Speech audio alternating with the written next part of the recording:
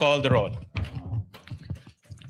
The Honorable Senator Aquino, Senator Cayetano Alan, Senator Cayetano Pia, Senator De La Rosa, Senator Ejercito, Senator Escudero, Senator Estrada, Senator Go, Senator Ontiveros, Senator Lacson, Senator Lapid, Senator Legarda, Senator Marcoleta, Senator Marcos, Senator Padilla, Senator Pangilinan, Senator Soto III, Senator Tulfo Erwin, Senator Tulfo Rafi, Senator Villanueva, Senator Villar Camille, Senator Villar Mark, Senator Zubiri, Senate President Pro Tempore Gatchalian.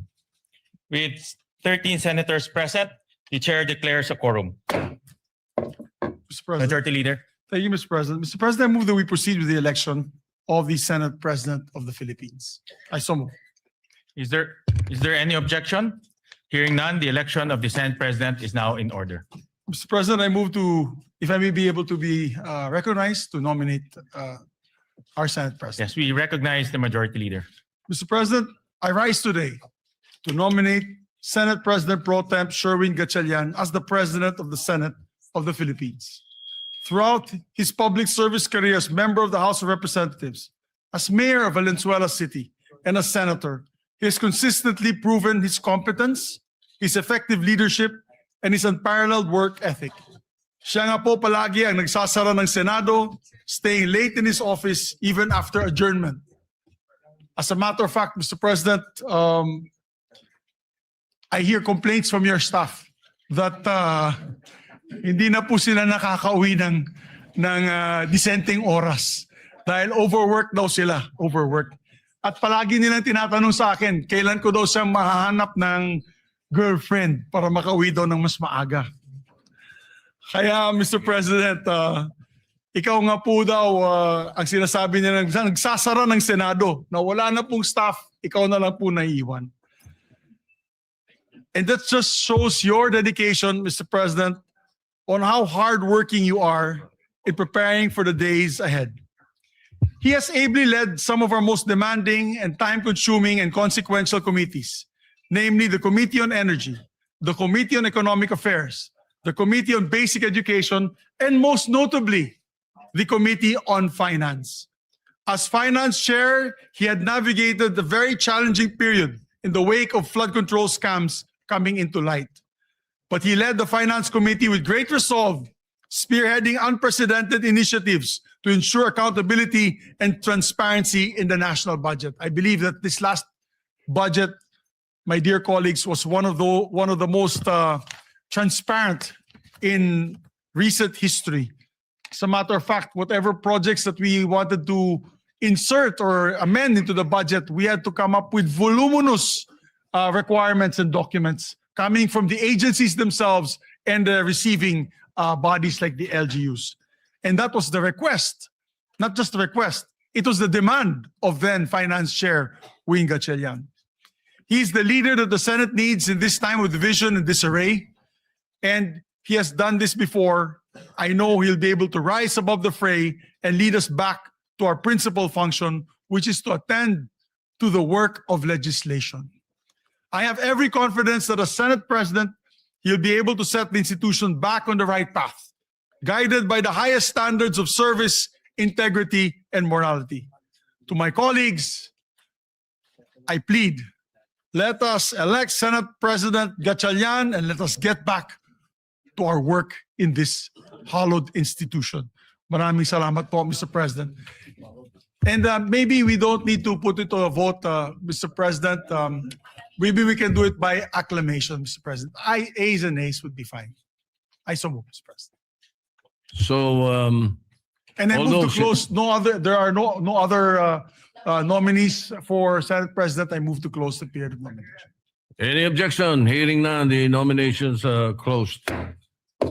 Therefore, Mr. President, we'd like to Therefore- congratulate.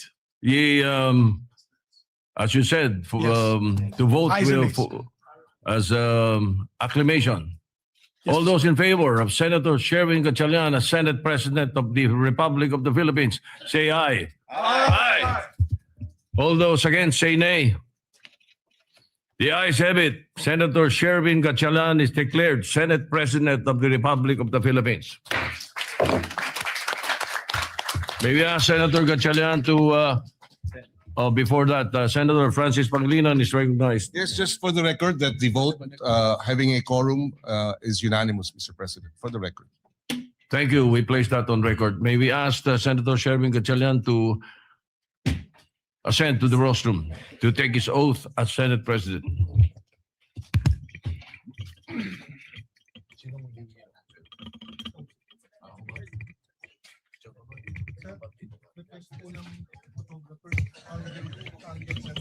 For the record, Mr. President.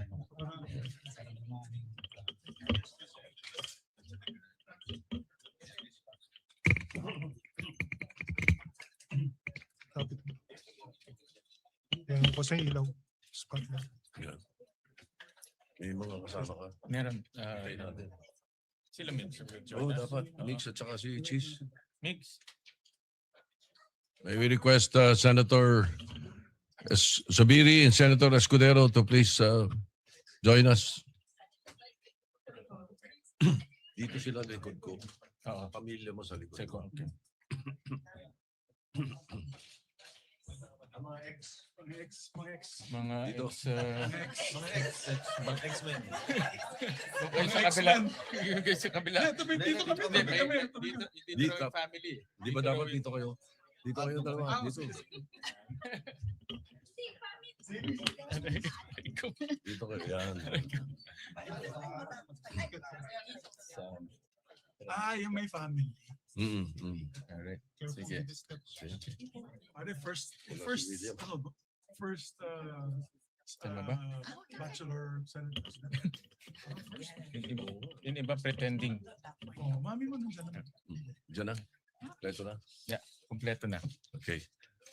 Please raise your right hand and repeat after me. I state your name. I, Sherwin Gatchalian, Having been elected to the position of Senate President, having been elected to the position of Senate President, do hereby solemnly swear do hereby solemnly swear that I will well and faithfully discharge that I will well and faithfully discharge to the best of my ability to the best of my ability the duties of my present the position duties of my present position and of all others I may hereafter hold and of all others I may hereafter hold under the Republic of the Philippines, under the Republic of the Philippines, that I will support and defend that I will support and defend the Constitution of the Philippines, the Constitution of the Philippines, that I will obey the laws, legal orders, and decrees that I will obey the laws, legal orders, and decrees promulgated by the duly constituted authorities, promulgated by the duly constituted authorities, and maintain true faith and allegiance and maintain true faith and allegiance to the Republic of the to Philippines, the Republic of the Philippines, and that I impose this obligation upon myself And that- voluntarily, and that I impose this obligation upon myself voluntarily, without mental reservation without mental reservation or purpose. Mr. President, just put on record as well that you have been ably discharging your function as Senate President Pro Temp and Acting President since your election in June 3, 2026. We'd just like to extend our congratulations on your elections as the new Senate President. Thank you very much, Majority Leader. Thank you, Mr. President. Mr. President, now I would like to move that we proceed with the election of the Senate President Pro Tempore. I so move, Mr. President. Is there any objection? Hearing none, the election of the Senate President Pro Tempore is in order. May I ask may we recognize, Mr. President, Senator Ping Lacson for the nomination? We recognize Senator Ping Lacson. Thank you, Mr. President. With your honor's ascension as the fourth Senate President of the 20th Congress of the Republic of the Philippines, your previous post as Senate President pro tempore is now officially vacant. May I therefore nominate Senator Vicente Soto III to the position of Senate President pro tempore. Before I make my motion, Mr. President, I think I will be remiss of my duty and responsibility as a senator, colleague, and friend if I didn't thank and commend our two distinguished colleagues, Senator Chis Escudero and Senator Joel Villanueva, for responding to their higher calling for this chamber, our beloved institution known as the Philippine Senate, higher than their friendships, their affiliations, and every individual member of this body, even higher than themselves. I would also wish to put on record that I intentionally and voluntarily relinquished the chairmanship of what is known or often referred to as the most powerful committee, the Blue Ribbon, for two primary reasons. Number one, I am tired of losing old friends and creating new enemies. And number two, there are other colleagues who are equally, if not more qualified than this humble representation to take on the job. If there were no takers, I was willing, albeit with a heavy heart, to retain and continue sitting as chairman and resume a duty that I am morally and obligated to perform. With that, Mr. President, I move to nominate the position of Senate President pro tempore, Senator or the Honorable Vicente Soto III. I so move, Mr. Chairman, Mr. President. Thank you. Thank you. Majority Leader. Thank you, Mr. President. And just to give a short manifestation, Mr. President, I'd like to have the privilege to second the nomination of Senator Vicente C. Soto III as a Senate President pro temp. I was his majority leader in all 3 times he was elected as Senate President. It was an honor for me to be his majority leader. He used to call me Major as the major in the plenary. But I can say from experience that he's second to none when it comes to knowledge of our institutional rules, traditions, and processes. He's what we need in the Senate leadership today. Someone who will protect the stability of the Senate and uphold the rules that give this institution shape and direction. Therefore, I would like to second the nomination of Vicente C. Soto III as our Senate President pro temp. Mr. President, there being no other nominations, I therefore move that we close the period of nomination and proceed with acclamation. We therefore close the period of nominations and proceed to the voting for the Senate President pro tempore. Those who are in favor say aye. Aye. Those who are not in favor say nay. The ayes have it. Congratulations to our new Senate President pro tempore, Senator Tito Soto. May we proceed, Mr. President, with the oath taking of the Senate President pro tempore.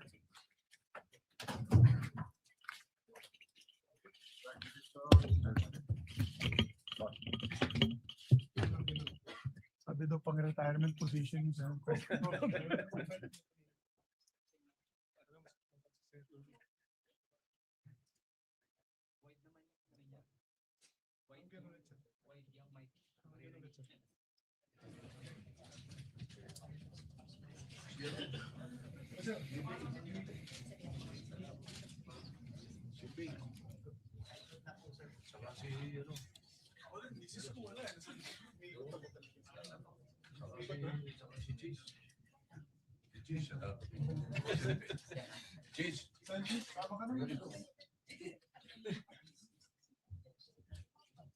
You want us to be behind you, sir? Ayan pala. Congratulations, sir. Thank you. Sorry, dito na kami dumaan, sir.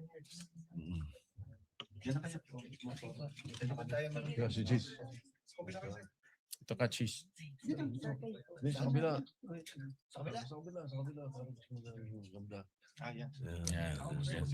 Sa tabi ko. Ako na mag-isa. Okay. Oath of office, please repeat after me. I state your name. I, Vicente Soto III, Having been elected Senate President pro tempore, having been elected the position of Senate President pro tempore, do hereby solemnly swear do hereby solemnly swear that I will well and faithfully discharge, that I will well and faithfully to discharge the best of my abilities, to the best of my the abilities duties of my present position, the duties of my present position and of all others I may hereafter and hold of all others I may hereafter hold under the Republic of the Philippines, under the Republic of the Philippines, that I will support and defend the Constitution of the Philippines, that I will support and defend the Constitution of the Philippines, that I will obey the laws, legal orders, and decrees that I will obey the laws, legal orders, and decrees promulgated by the duly constituted authorities, promulgated by the duly constituted authorities, and maintain true faith and allegiance and maintain true faith and allegiance to the Republic of the to Philippines, the Republic of the Philippines, and that I impose this obligation upon myself voluntarily, and that I impose this obligation upon myself voluntarily, without mental reservation without mental reservation or purpose of evasion. or purpose of evasion. So help me God. So help me God. Congratulations, sir. Thank you, sir. Congratulations.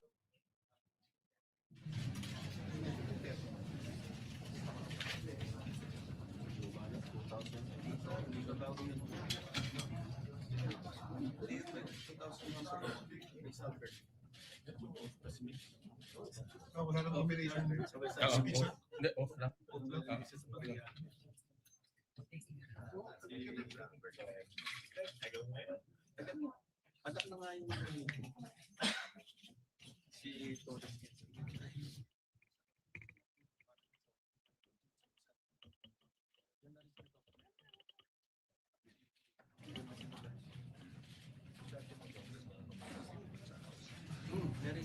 Mr. President, if I may be able to take my oath as well as Majority Leader, although I have been elected as the Chairman of the Rules Committee, but I was not able to take my oath the last June 3 meeting. Yes, we will administer the oath to Thank you very the much, Mr. Majority Leader.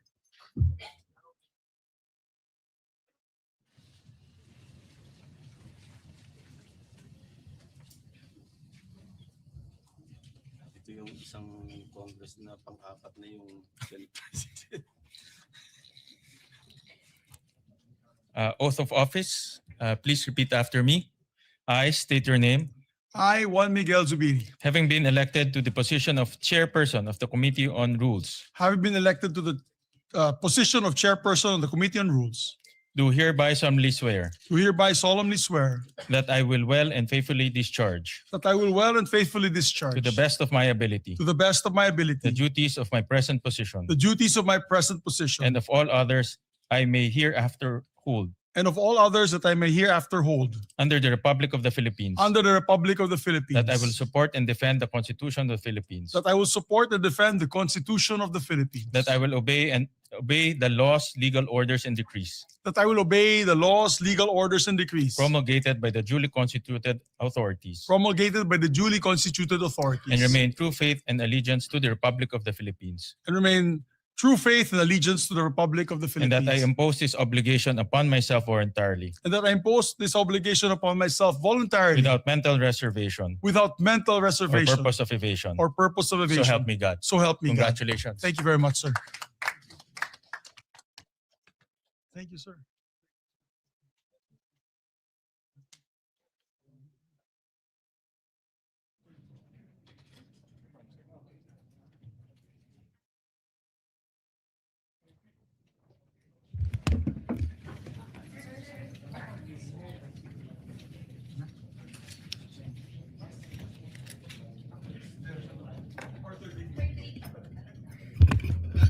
Election ng committee, chairperson?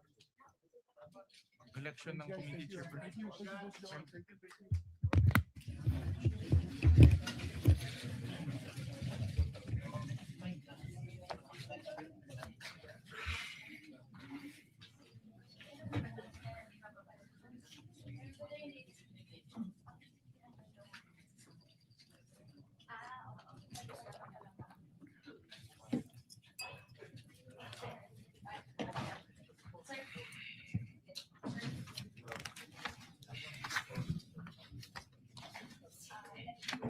Yes. Oh, I have, do you have the list? I don't have.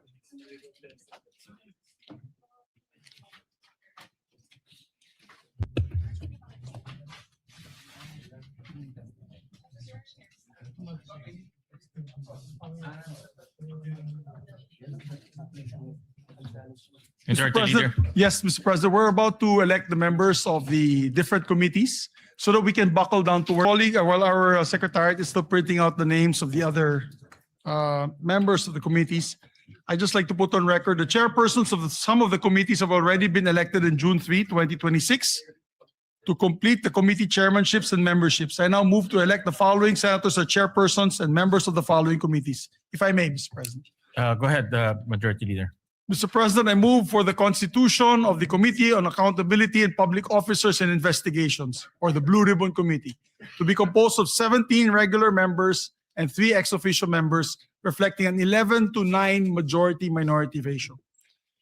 with the chairperson being elected, which is Senator Erwin Tulfo, and with 3 ex-officio members taken into account, I move that all majority members, with the exception of 1, which is Senator Chis Escudero, he requested to be the one, not as a member of the committee, be elected as members of the said committee. I further move that all remaining senators who are currently in active discharge of their senatorial functions and who are not otherwise designated as ex-officio members be elected as regular members, subject to the prescribed membership limit under the rules. So moved, Mr. President. Is there any objection? Hearing none, the motion is approved. Yes, just to explain to the public that's listening, all members, actually 17 members po ang membership ng Committee on Accountability and That's 3. Public Officers and Investigations, the Blue Ribbon Committee. Ibig po sabihin yan, 17 members plus yung ex-officio members, which is the Senate President Pro Temp, the Majority Leader, the deputies, the 2 deputy majority leaders, the Minority Leader, and also the Deputy Minority Leader. So halos lahat po, sa lahat na nakikinig po sa atin na yung araw na ito, halos lahat ng members ng Senado, except for 1, ay magiging membro ng Blue Ribbon. So we just move today, Mr. President, to state that fact and put on the record. So noted. Thank you very much, Mr. President. And upon the instruction of the chairperson, Senator Erwin Tulfo, I manifest the designation of Senator Kiko Pangilinan as vice chairperson of the said committee. Is there any objection? Hearing none, manifestation is noted. Mr. President, I'd like to also move on the election of members of the Committee on Social Justice on the part of the majority. The chairperson is Senator Erwin Tulfo. The vice chairperson is Senator Risa Ontiveros.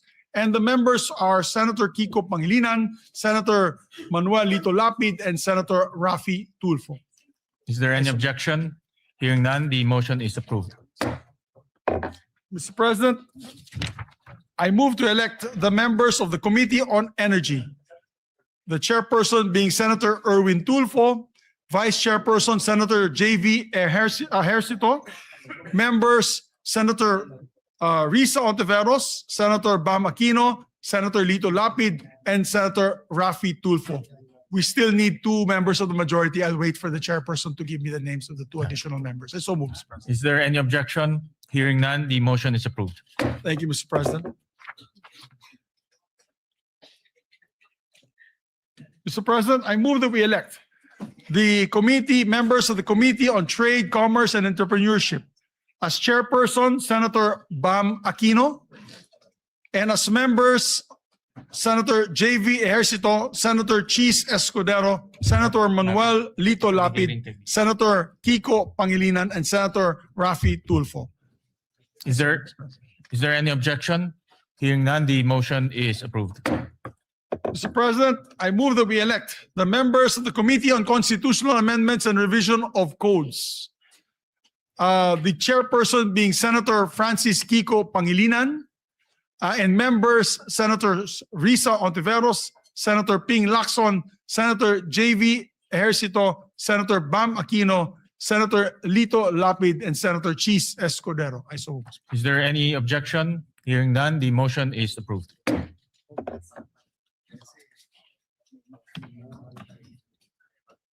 Kiko Pangilinan, the vice chairperson being Senator J.V. Ejercito, members Senator Risa Ontiveros, Senator Bam Aquino, Senator Lito Lapid, Senator Erwin Tulfo, Senator Rafi Tulfo, Senator Chis Escudero, and Senator Joel Villanueva. I so move. Is there any objection? Hearing none, the motion is approved. Mr. President, I move that we elect also the members of the Committee on Basic Education, the chairperson being Senator Bam Aquino, members Senator J.V. Ejercito, Senator Risa Ontiveros, Senator Lito Lapid, Senator Kiko Pangilinan, Senator Rafi Tulfo, Senator Erwin Tulfo, and Senator Joel Villanueva. I so move. Is there any objection? Hearing none, the motion is approved. And Mr. President, I also like to move to the Commission on Appointments. We'd like to elect Senators Panfilo Lacson, Senator Mig Subiri, Senator Joel Villanueva, Senator Risa Ontiveros, Senator Tito Soto, Senator Rafi Tulfo, and Senator J.V. Ejercito as members of the Commission on Appointments. Is there any objection? Hearing none, the aforementioned senators are hereby elected. Thank you, Mr. President. I would like to also move to elect Senators Bam Aquino, Senators Kiko Pangilinan, Senator Lapid, and Senator Escudero as members of the Senate Electoral Tribunal. I Is there so any move. objection? Hearing none, the aforementioned senators are hereby elected. Thank you, Mr. President. May I just ask for another minute suspension? 1 minute suspension. Question is on the Committee on Foreign Relations, where there are 17 members of the Senate who are members of this committee. I move, and me being the chairperson, Mr. President, that was elected last June 3, that I have attained the position as chairperson of the Committee on Foreign Relations, and that all members be made as members of the Foreign Relations, except for one on our part, Mr. President, with the permission of Senator Lito Lapid. Does the committee have 17 members as well? Yes. Okay. So the same So situation. same as the Blue situation Ribbon. as Blue Ribbon. Yes. All Mr. right. President. So we elect all members except for Senator Lapid as member of the Committee on Foreign Relations. So moves, President. Is there any objection? Hearing none, the motion is approved. Thank you, Mr. President. Mr. President, also for the Committee on Science and Technology, I move that we elect the members, the chairperson being Senator Bam Aquino, the members being Senator J.V. Ercito, Senator Kiko Pangilinan, and Senator Risa Ontiveros. I so move, Mr. President. Is there any objection? Hearing none, the motion is approved. Mr. President, I'd like to also move to elect the members of the Committee on Justice. The chairperson being Senator Francis Kiko Pangilinan, Vice Chairperson Senator Ping Lacson, and members Senator Risa Ontiveros, Senator Bam Aquino, and Senator Joel Villanueva. Is there any objection? Hearing none, motion is approved. And also like to designate, for the record, Senator Ping Lacson as one of the Vice Chairpersons of the Blue Ribbon Committee. I forgot to mention earlier. So noted. May I ask for a minute suspension, Mr. President? 1 minute suspension.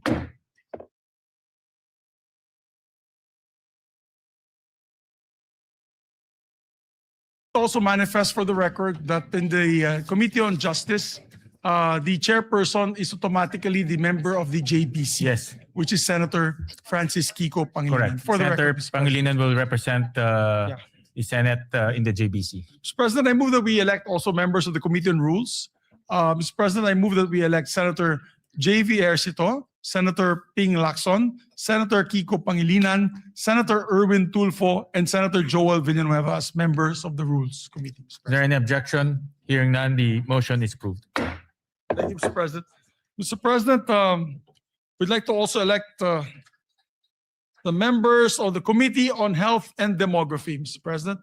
For the record, the chairperson is Senator Risa Ontiveros, Vice Chairperson Senator J.V. Ercito, and the members, part of the majority, Senators Bam Aquino, Senators Kiko Pangilinan, Senators Rafi Tulfo, Senator Erwin Tulfo, and Senator Ping Lacson. Is there any objection? Hearing none, motion is approved. Mr. President, we'd like to also move to elect the members of the Committee on Energy. The part of the chairperson is Senator Erwin Tulfo, the vice chairperson is Senator J.V. Ejercito, and the members are Senator Risa Ontiveros, Senator Bam Aquino, Senator Ping Lacson, Senator Rafi Tulfo.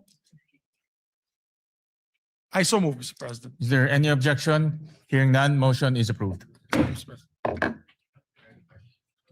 Mr. President, we'd like to also put on record the members of the Committee on Finance, Mr. President. Of course, the Committee on Finance is headed by the chairperson, Senator J.V. Ejercito. And with respect to the committee, each committee is composed of 20 members. So I move that all senators, with the exception of the Senate President and those serving in an ex officio capacity, be elected and designated as regular members of both committees. I so move, Mr. President. Is there any objection? Hearing none, the motion is approved. Mr. President, I'd like to also elect the members of the National Defense, Security and Peace and Unification and Reconciliation Committee, Mr. President. The chairperson is Senator Tito Soto, our Senate President pro tempore. And same with the Finance Committee. There are 20 members. So I move that all senators, with the exception of the Senate President, those serving in an ex officio capacity, be elected and designated as members of the National Defense Committee. I so move, Mr. Is President. there any objection? Hearing none, motion is approved. There's a request of course, there's a request by our chairperson that Senator Ejercito, JV Ejercito, and Senator Lacson be elected as the vice chairperson of the said committee. So noted. Mr. President, I move that we elect the members of the Women and Children Committee on Women and Children. The chairperson, of course, is Senator Risa Ontiveros. The vice chairperson is Senator J.V. Ejercito. And Senator Bam Aquino, Senators Kiko Pangilinan, Senator Erwin Tulfo, and Senator Ping Lacson. I so move, Mr. Is President. there any objection? Hearing none, motion is approved. Mr. President, I move to elect the following members as the members of the Committee on Ways and Means. This chairperson is Senator Bam Aquino, and the members are Senator Pia Ontiveros, Senator Kiko Pangilinan, Senator Chis Escudero, Senator Erwin Tulfo, Senator Rafi Tulfo, and Senator Joel, what did I say? Risa Ontiveros. What did I say? Ay, nako, wala pa si Pia, hindi pa siya senator.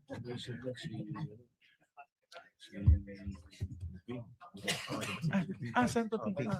Okay, my apologies, Mr. President. My apologies. The chairperson of the Ways and Means Committee is Senator Ping Lacson, Mr. President.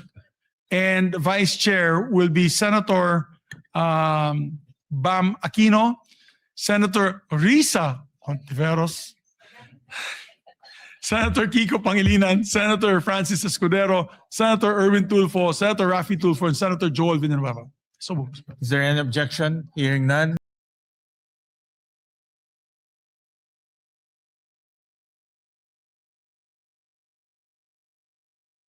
I move that we elect the members of the Committee on Games and Amusements. The chairperson, of course, is Senator Lito Lapid. The vice chair is Senator Rafi Tulfo. The members are Senator Chis Escudero, Senator Panfilo Lacson, Senator Erwin Tulfo, and Senator Joel Villanueva. So moved. is there any objection? Hearing none, motion is approved. Mr. President, I move that we elect the members of the Committee on Ethics and Privileges. The chairperson being Senate President Pro Tem Tito Soto, Vice Chairperson Senator Pangilinan, members Senator Rafi Tulfo, and Senator Lacson. Is there any objection? Hearing none, motion is approved. I move that we elect members of the Committee on Public Services, Mr. President. The chairperson is Senator Rafi Tulfo. The vice chairperson, Senator J.V. Ejercito. And vice chairperson, Senator Bam Aquino.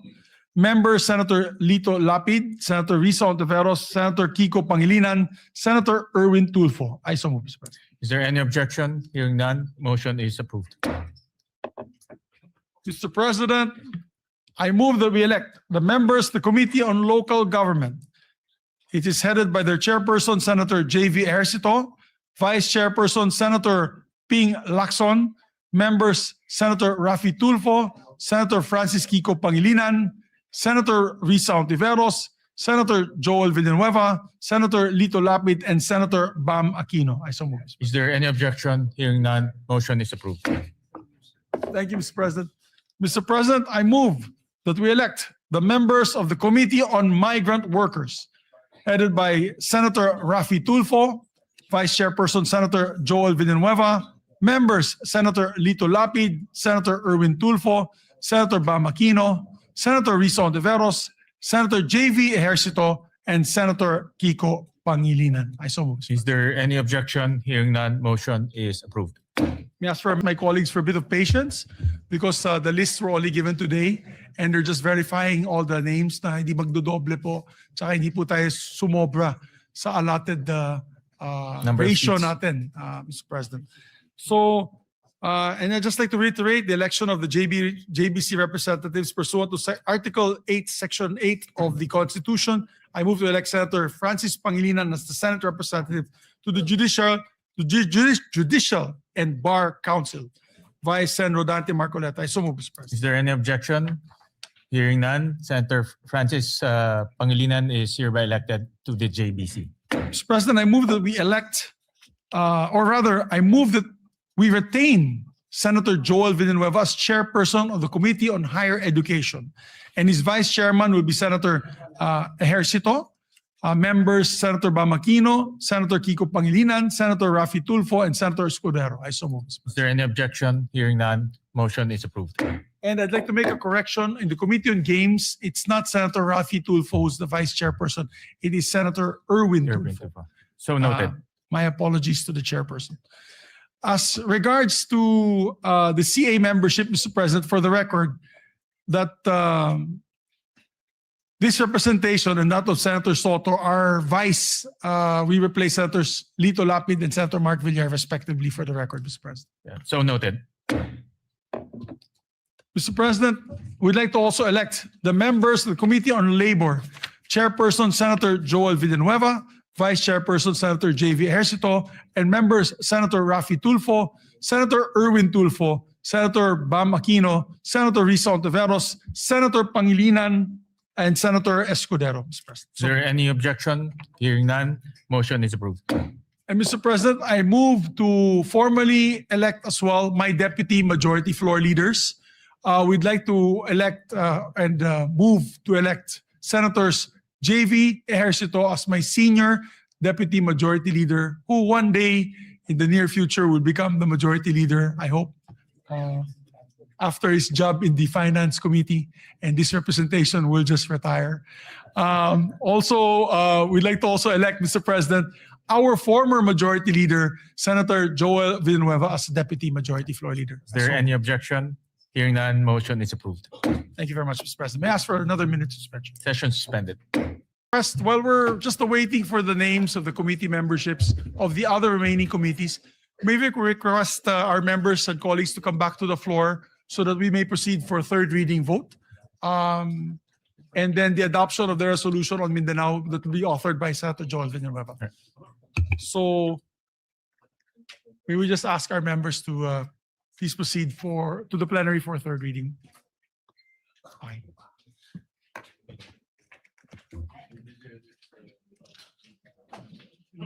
Erwin and Senator Lito. Okay. Senator Erwin.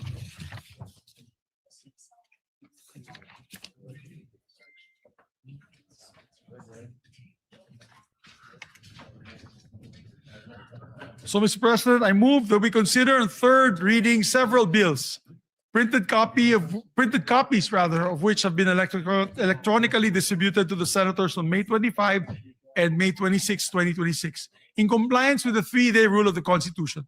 With that, Mr. President, I move to consider on third reading Senate Bill number 2092. This is the bill declaring waling-waling as our national orchid, Mr. President. I so move. Is there any objection? Hearing none, the consideration of Senate Bill number 2092 on third reading is in order. The Secretary is directed to read the title of the bill. An act declaring the waling-waling Vanda sanderiana as the national orchid of the Philippines. And proceed with the roll call vote. Roll call vote. Senator Aquino, Senator Cayetano Alan, Senator Cayetano Pia, Senator De La Rosa, Senator Ejercito, Senator Escudero, Senator Estrada, Senator Go, Senator Ontiveros, Senator Lacson, Senator Lapid, Senator Legarda, Senator Marcoleta, Senator Marcos, Senator Padilla, Senator Pangilinan, Senator Soto, Senator Tulfo Erwin, Senator Tulfo Raffy, Senator Villanueva, Senator Villar Camille, Senator Villar Mark, Senator Zubiri, Yes. Senate President Gatchalian. Yes. With 13 affirmative votes, 0 negative votes, 0 abstention, SP number 2092 is approved on third reading.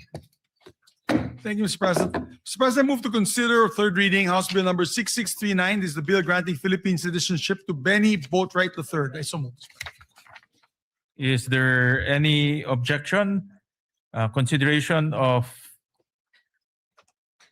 House Bill number 6639 on third reading is in order. The Secretary is And directed. before we proceed with the voting, Mr. President, I would just like to put on record, they were here 3 days straight in the last, before we ended the session, and I think they're back onto training. So I think it's okay that we elect them in absentia because they deserve it, Mr. President. They were here 3 days before we ended session. Correct. In fairness to them, they were here present Yes, physically both- for 3 both, days. members, It's not both their fault that gentlemen.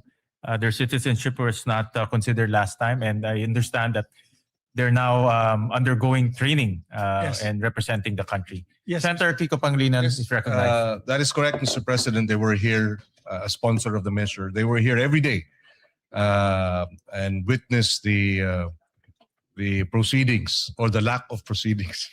But then we will make arrangements, Mr. President, that when we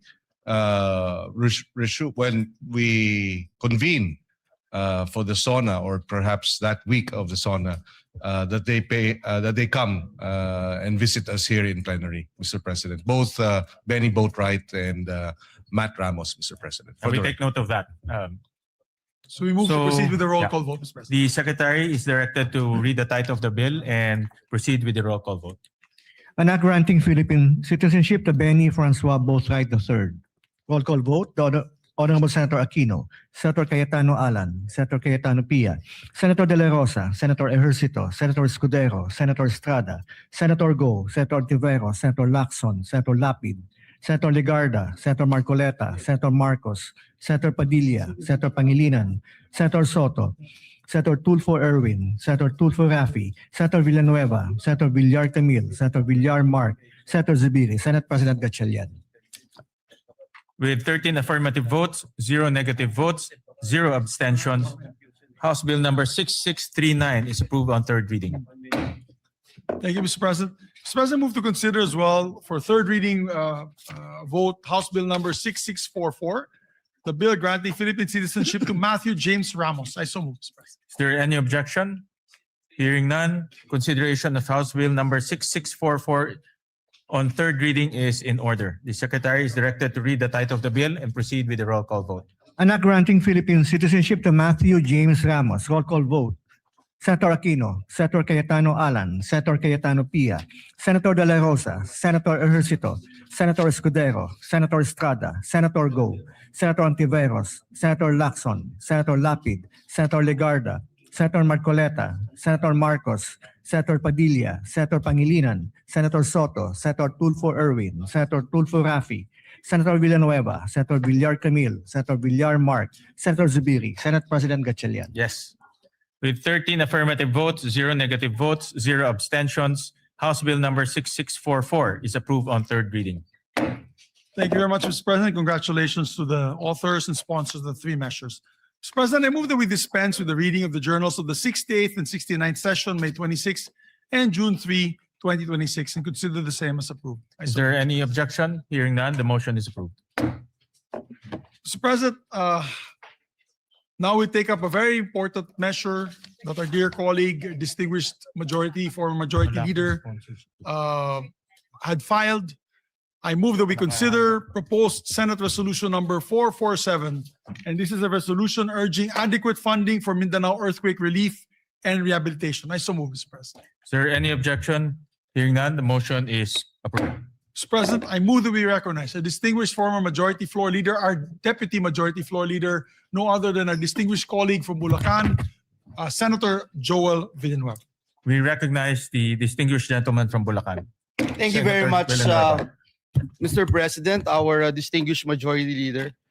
Mr. President, distinguished colleagues, it is an honor to rise before this august chamber to sponsor proposed Senate Resolution number 447, urging the national government to ensure adequate funding and resources for the relief, rehabilitation, reconstruction, and recovery of communities devastated by the recent earthquake in Mindanao. Ginoong Pangulo, ang usapin po natin ngayon ay hindi lamang tungkol sa pondo. Ito po ay tungkol sa mga buhay na winasak ng lindol at sa ating tungkulin na tulungan ang ating mga kababayan na muli pong makabangon. Noong pong ikawalo ng Hunyo, isang magnitude 7.8 na lindol ang tumama malapit sa Sarangani Province. Sa loob lamang po ng ilang minuto, nagbago ang buhay ng daang-daang libong Pilipino. As of June 16, at least 68 lives have been lost. More than 1,000 have been injured and over 30 remain missing. Mahigit 1 milyong individual o higit 330,000 families ang naapektuhan, habang halos 19,000 pa rin ang nananatili sa evacuation centers. Ngunit higit pa po sa mga numerong ito ay ang mga kwento ng ating mga kababayan, mga pamilyang nawalan ng tahanan, mga batang hindi makapasok sa paaralan, mga manggagawa, mga magsasaka, mga mangingisda na nawalan ng kabuhayan at mga pamilyang nagdadalamhati sa pagkawala ng kanilang mahal sa buhay. Mr. President, Mindanao is a pillar of our national economy. Ito po ay mahalagang pinagmumulan ng pagkain, produktong agrikultura at yamang dagat. Kapag naapektuhan po ang Mindanao, nararamdaman po ito ng ating buong bansa. Initial assessments estimate at least 1.13 billion pesos in damage to public and private infrastructure. And that figure is expected to rise, Mr. President, as assessments continue. Nasira po ang mga tahanan, paaralan, ospital at iba pang mahalagang infrastruktura. Ngunit ang mas malaki pong hamon ay ang muling pagtatayo ng mga komunidad at pagbibigay ng bagong pag-asa sa ating mga kababayan. Kaya Ginoong Pangulo, sa pagkakataong ito, nais po nating makita, nais natin din pong kilalanin, lalo na ang ating mga rescue workers, health workers, uniformed personnel, volunteers, local officials at humanitarian organizations na wala pong sawang tumutulong sa mga nasalanta. Ngunit alam po natin, Ginoong Pangulo, alam natin na hindi po sapat ang bayanihan lamang. Heroism saves lives, but resources rebuild communities. Compassion comforts victims, but funding restores livelihoods. Kaya po kinakailangan nating tiyakin na ang lahat ng magagamit na pondo at suporta ng ating pamahalaan ay agad-agad na mapakilos upang mapabilis ang relief, rehabilitation, reconstruction at pagpapanumbalik ng kabuhayan sa mga apektadong lugar. Ginoong Pangulo, sa panahon po ng sakuna, nasusukat hindi lamang po ang tibay ng ating mga infrastruktura, kundi ang tibay ng ating pagkakaisa bilang isang bansa. Ngayon ang panahon upang patunayan na walang Pilipinong maiiwan.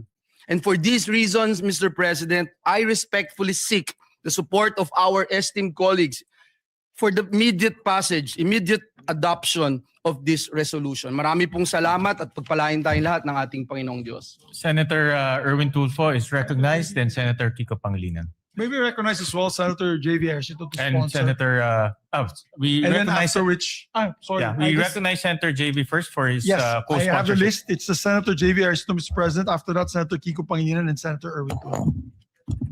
And then Senator Raffy Tulfo after. So we first recognize Senator JV Ejercito. Thank you, Mr. President. Ginoong Pangulo, mga kasamahan sa Senado at sa mga kababayan natin sa Mindanao, magandang umaga po. I rise today to co-sponsor proposed Senate Resolution number 447, a resolution urging the national government to take all necessary measures to ensure the availability of adequate funding and resources for the relief, rehabilitation, reconstruction, and recovery of communities affected by the recent devastating earthquake in Mindanao. Through the resolution, the Senate joins the nation in mourning and honoring the lives lost during the devastating earthquake that hit our brothers and sisters in Mindanao, particularly the province of Sarangani, South Cotabato, Davao Occidental, and Davao del Sur. 68 deaths were reported by the National Disaster Risk Reduction and Management Council, while 33 remain missing according to the latest reports made by the NDRRMC last Tuesday. Mr. President, ang mga buhay pong ito ay hindi numero lamang. These are lives and futures that were abruptly cut short by this disaster. Ang bawat isa sa kanila ay may pangalan, mayroong kwento, mayroong pangarap, at may mga mahal sa buhay na naiwan. Sila ay mga anak, asawa, kapatid, kaibigan, at mga mahal nating mga kababayan. Nakapanlulumo po ang mga larawan at video na nakita natin online. Ano pa kaya ang aktual na pakiramdam at sitwasyon na dinadanas ng ating mga kababayan? Bilang magulang, nakakatakot isipin na malagay sa kaparehong sitwasyon ang aking mga anak. Nakita natin ang mga mag-aaral at mga guro na napuno ng takot habang niyayanig ng lindol ang kanilang paaralan. Nakita natin ang ilan nating kababayan na wala nang magawa kung hindi tignan na lamang ang pagguho ng mga gusali at negosyo na kanilang pinagtrabahuhan at ipinundar. Bukod sa mga buhay na nasayang, maraming bahay ang nasira at maraming kabuhayan ang naapektuhan at nawala. Mr. President, this tragedy is a painful reminder that the country is so vulnerable to disasters and calamities, and that we have so much work to do in terms of disaster preparedness. Lalo na nating nakita ang kahalagan ng matatag na infrastruktura at sistema ng pagpaplano sa pagsasaayos ng ating mga komunidad. Resilience should not just be expected from our constituents, but should mean that our infrastructure systems and responses can withstand the wrath of nature. Sa ilalim ng liderato ni Senate President Win Gatchalian, mabilis na nakapag-abot ng paunang tulong ang Senado sa mapektadong komunidad. Subalit alam natin na hindi matatawaran ng kahit anong ayuda, donasyon o anumang halaga ang mga buhay na nawala at ang sakit ng trahedya na dinaranas ng mga naiwang pamilya. Kaya naman, nakikiisa ko sa panawagan na sa pamamagitan ng Senate Resolution na ito ay tiyakin ng ating pamahalaan ang agaran at pangmatagalang suporta para sa rehabilitasyon at pagbangon ng Mindanao. Bigyan natin ng malalim na kahulugan ang mga nawalang buhay sa pamamagitan ng pagtiyak na ang naiwan ay muling makapagsisimula. Ginoong Pangulo, gagawin natin ang ating tungkulin dito sa Senado bilang inyong bagong halal na chairman ng Committee on Finance. Titiyakin natin na mayroong nakalaang suporta upang maibalik ang kaayusan, seguridad at dignidad ng pamumuhay ng mga kapatid natin sa Mindanao na lubhang naapektuhan ng sakuna. Maraming pagsubok na ang dinaanan ng ating bansa, maraming bagyo, lindol at iba pang kalamidad. At pandemya ang sumubok sa tibay ng sambayanang Pilipino. Sa mga panahong mahirap para sa ating mga kababayan, ang pagbangon, ipakita natin na mayroon silang maasahan na gobyerno at mga namumuno. Lubos po tayo nakikiramay sa mga pamilyang nawalan at nakikisa tayo sa buong Mindanao sa panahong ito ng pagdadalamhati. Pagbangon Mindanao, maraming salamat po. Maraming salamat, Senator JB. We recognize Senator Erwin Kiko Pangilinan.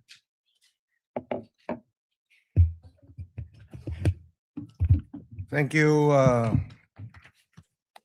Senate President Gatchalian. Dear colleagues, I rise to co-sponsor Senator Joel Villanueva's Senate Resolution number 447. In times of calamity, the Senate must speak as one. I commend Senator Joel Villanueva for his quick thinking and swift leadership on this resolution, which reflects the Senate's shared duty to help Mindanao recover, rebuild, and prosper.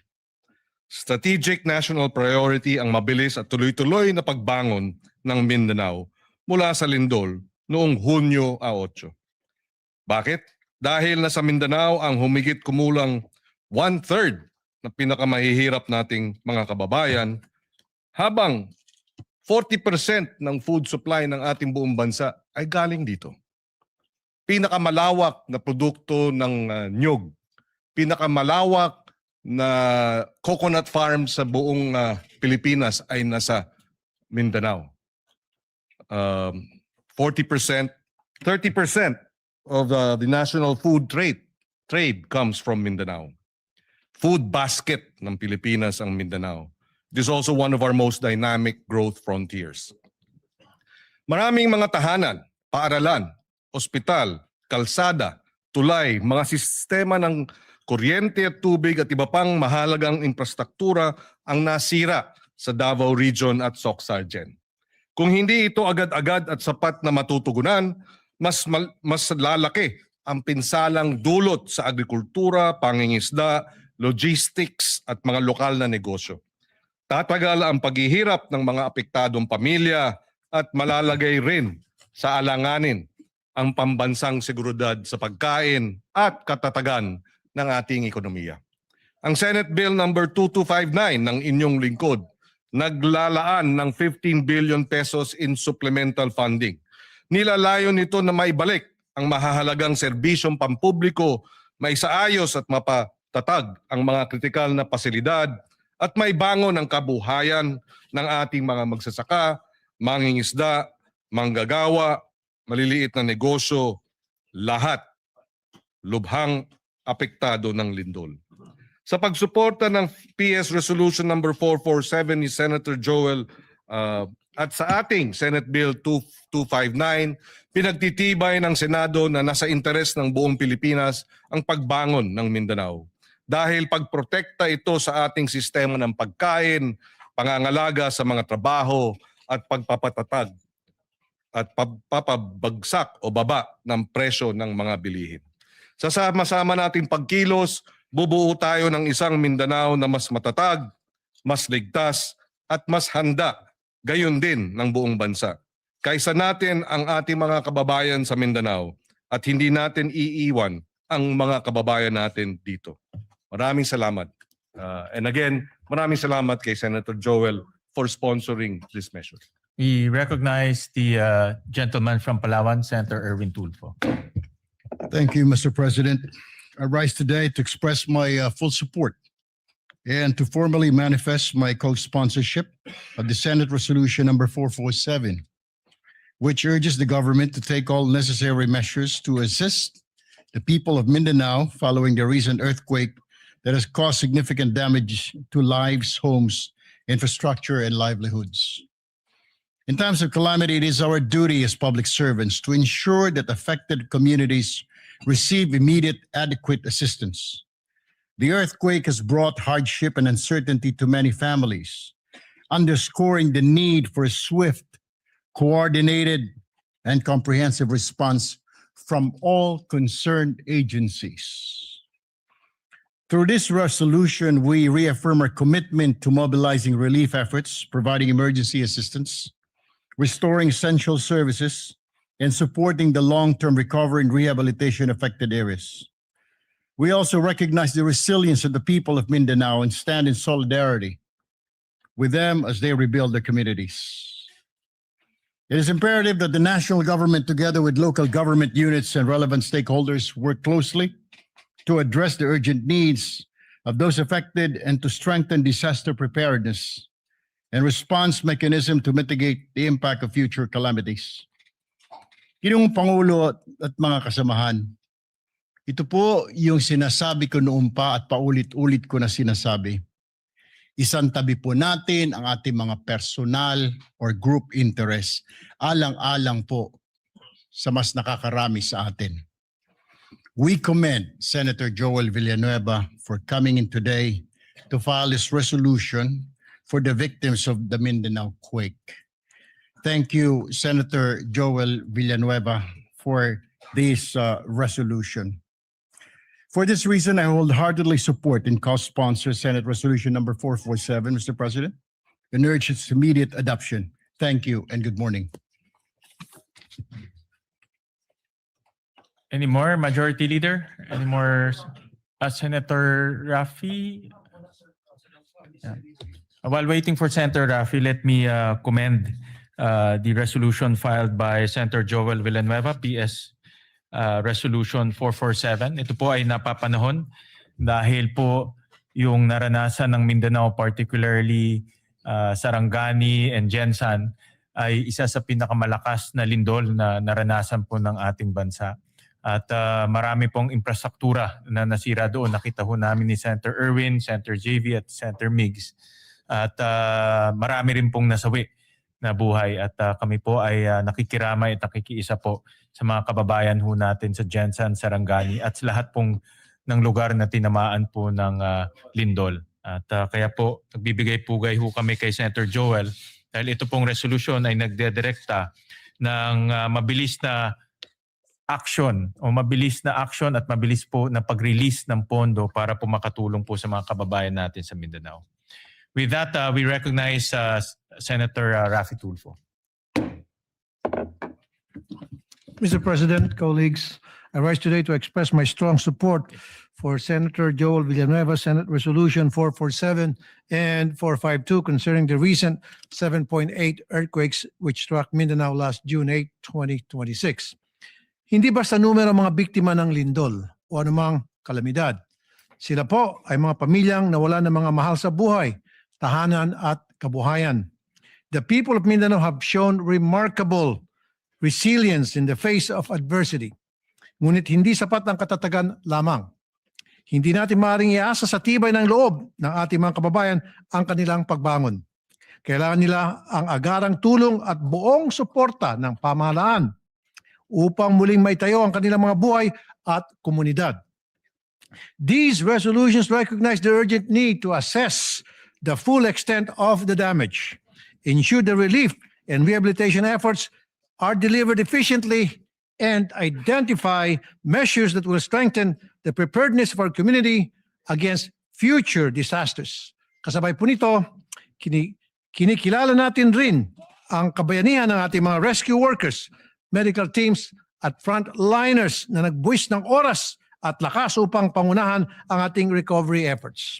For these reasons, I express my support, again, for Senate Resolution 447 and 452, and urge my colleagues to continue working together to ensure that the affected communities receive the assistance, rehabilitation, and protection that they deserve.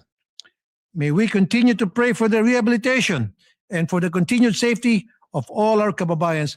Maraming salamat po, Mr. President. Thank you. Thank you very much for the co-sponsorship speech. Majority Leader, any more? Thank you very much, Mr. co-sponsorship? President. With that, no other members wish to sponsor the measure. I move that all members present be made co-sponsors, Mr. President. Is there any objection? Hearing none, motion is approved and made. All senators are made co-sponsors of this bill. Yes, Mr. President. Those are present today. Okay. Mr. President, I move that we adopt proposed Senate Resolution number 447. I so move, Mr. Is President. there any objection? Hearing none, proposed resolution 447 is hereby adopted, subject to style. Thank you, Mr. President. And we'd like to thank Senator Joel Villanueva for filing this measure. Kami po sa Mindanao ay nagpapasalamat po sa kanya sa malasakit po niya sa amin sa Mindanao. Maraming po salamat kay Senator Joel. With that, Mr. President, I move to also take up proposed Senate Resolution number 452 and ask the Secretary to read the title of the measure. Resolution expressing the profound gratitude of the Senate of the Philippines to the rescue workers, social welfare and healthcare personnel, local government units, uniformed services, civil volunteer groups, and all humanitarian responders for providing swift life-saving assistance to affected communities in the aftermath of the magnitude 7.8 earthquake that struck Mindanao. Health workers. Thank you, Mr. President. Mr. President, you are the sponsor Yes, of the Mr. measure, Mr. President. Do you wish to? Yes, Mr. sponsor President, or- I will just, Majority Leader, I will just insert my sponsorship speech for this resolution. Pero ito po ay simpleng pasasalamat sa ating mga frontliners, sa DSWD, in particular the Armed Forces of the Philippines who provided logistical support sa mga sinalanta po ng lindol. Kaya po ito ay isang pasasalamat sa lahat po ng frontliners natin. Kasama na rin po yung LGU. LGUs. Na talagang kaagad rumisponde sa pinsala ng lindol. Thank you, Mr. President. Pero meron lang po tayong mga kasamahan. Mr. President, with your permission and permission of the body, would like to give short sponsorship speeches. Yes. May we recognize Senator J.V. Ejercito? He'll also insert to the records his sponsorship speech, and we'd like to recognize Senator Erwin Tulfo. We recognize Senator Erwin Tulfo for his co-sponsorship speech. Mr. President, colleagues, I rise today to manifest my support and co-sponsorship on Senate Resolution number 452, expressing the profound gratitude of the Senate to rescue workers, social welfare, healthcare personnel, local government units, uniformed services, civil volunteer groups, at sa lahat po ng humanitarian responders sa government man o sa pribadong kumpanya. Marami po akong nabalitaan na may mga private companies po. Yung iba po galing sa mga mining corporations na nagpadala po ng kanilang workers para tumulong po sa paghahanap sa mga natabunan ng mga gumuhong gusali. Therefore, Mr. President, this resolution would like to express my support to thank all those involved, including the local government units who were there at the very first instance, the first responders to go around to check their constituents. Maraming salamat po sa inyo. Thank you, Mr. President. Yeah, muli, nagpapasalamat ho kami sa ngalan po ng Senado. Nagpapasalamat ho kami sa ating mga rescue workers, social welfare and healthcare personnel, local government units, uniformed services, kasama na po ang Armed Forces of the Philippines, civil volunteer groups, and all humanitarian responders. Maraming salamat po. Yes, maraming salamat po, Mr. President. Some of course, special mention po yung Red Cross, Philippine yes, Red Cross, kung saan of po course. tayo ay membro bilang governors, Board of Governors of the Philippine Red Na Cross. pinangungunahan po ni And, Chairman Dick Gordon. Chairman Dick Gordon for his speedy action, always ready, always there, always first, always ready, always there, na Red Cross, headed by Senator Dick Gordon. We'd like to thank them. So with that, Mr. President, I move that we adopt proposed Senate Resolution number 452. I so move, Mr. Is there any objection? Hearing none, proposed resolution 452 is hereby adopted, subject to style.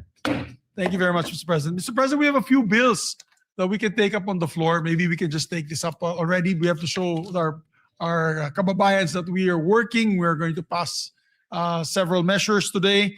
Mr. President, I move that we resume consideration on Senate Bill number 1990 under Committee Report number 52. I so move, Mr. President. This is for a period of, it's in the period of amendments, this measure. Is there any objection? Hearing none, the motion is approved. The measure is sponsored by our chairman, the Committee on Agriculture, Senator Francis Kiko Pangilinan. This is an act ensuring the development and promotion and protection of agricultural and fisheries cooperatives. Magandang panukala po ito, Mr. President. I move that we recognize the sponsor and we'll also recognize Senator I will introduce his. He already gave the amendment. Yes. So the amendments of Senator Joel are already with Senator Pangilinan. May we recognize the good sponsor, Mr. President? We recognize the gentleman from Pampanga, Senator Kiko Pangilinan. Thank you, Mr. President. Thank you, Majority Leader. Mr. President, as earlier manifested, we are in the period of amendments. Only Senator Joel Villanueva has introduced amendments, and therefore we can proceed on Section 11, other benefits and privileges of agriculture co-ops. This is on page 9. Between lines 9 and 10, we insert the following proviso. Provided that the continued enjoyment of tax and fiscal incentives shall be subject to compliance with the assessment and rating system established under Section 21 of this Act, including standards on governance, financial transparency, member benefit distribution, and actual productive agriculture activity. So move, Mr. President. Is there any objection? Hearing none, amendment is carried. Thank you, Mr. President. Another amendment of Senator Villanueva is Section 14, creation of the Bureau of Agriculture Cooperatives. On page 11, lines 22 and 23, delete the proviso and replace it with the following. Provided that the department shall, in coordination with the CDA and concerned local government units and subject to budgetary availability and applicable laws, establish a needs-based staffing framework for cooperative development officers based on agriculture population, geographic need, cooperative density, and other relevant development indicators, with priority given to the underserved and strategically significant agriculture areas. And therefore, the second paragraph of Section 14 will now read, it shall be a line bureau and headed by a bureau director. Its organizational and staffing pattern shall be determined by the department in consultation with the Department of Budget and Management, provided that the department shall, in coordination with the CDA and concerned local government units and subject to budgetary availability and applicable laws, establish a needs-based staffing framework for co-op development officers based on population, geographic needs, cooperative density, and other relevant development indicators with priority given to underserved and strategically significant agriculture areas. I so move, Mr. Is President. there any objection? Hearing none, amendment is approved. Thank you, Mr. President. We proceed to Section 15, Powers and Functions of the Bureau of Agriculture Co-ops. On page 12, between line 19 and 20, insert a new paragraph to read, "The Bureau shall exercise its powers and functions in a manner complementary to and not duplicative of the powers and functions of the CDA under applicable laws." So move, Mr. President. Is there any objection? Hearing none, amendment is approved. Mr. President, Section 30, implementing rules and regulations, the amendment will be on page 17, deletes line 9 to 12 and replace them with the following. Section 30, implementing rules and regulations. The rules and regulations necessary for the effective and efficient enforcement of the provisions of this act shall be formulated by the department and the CDA in coordination with the relevant government agencies and in consultation with the LGUs, agriculture cooperatives, farmers and fisher folk organizations, and other stakeholders, and shall be implemented within 90 days from the effectivity of this act. Unjustified or willful failure or refusal of the concerned government agencies to promulgate the implementing rules and regulations, IRR, within the specified period shall subject the heads of these government agencies to administrative penalties under applicable civil service laws. And third paragraph, should the IRR contain provisions that are contrary to this act, the heads of government agencies responsible for such provision, when done in bad faith or with gross negligence, shall be held administratively liable. So move, Mr. President. Is there any objection? Hearing none, amendment is approved.